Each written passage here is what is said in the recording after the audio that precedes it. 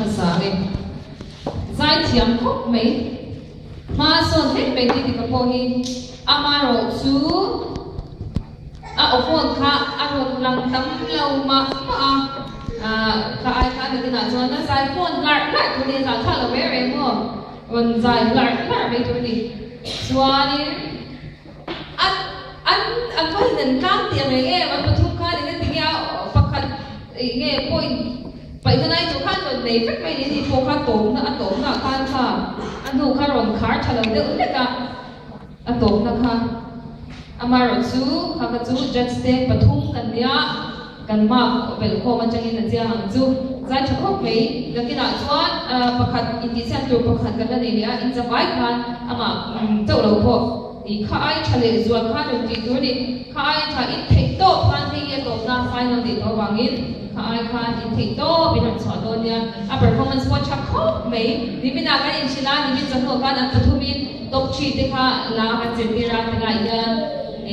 ni bina answer ai ko kan ron ti chade ka an be ko mani chu o ka ti ya kha ai thale zuan kha in chai do ne lo be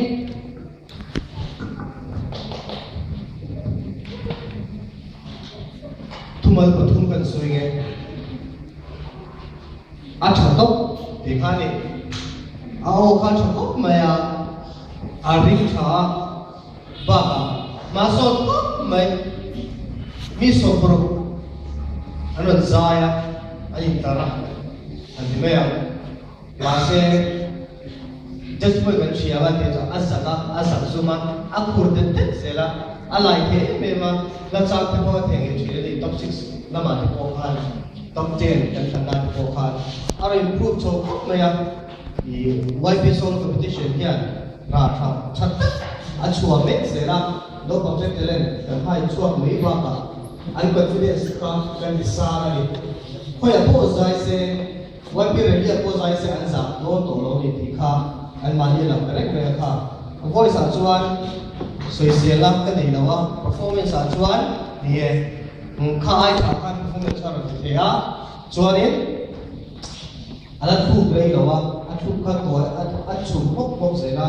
kha me la so chu me ya aba ka chuan sai tha pok mai ka ko be the chu ni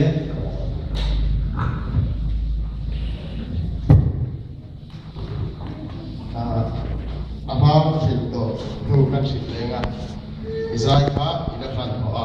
mana kan kau lalu cuan atau kah itu suatu lalu dan dia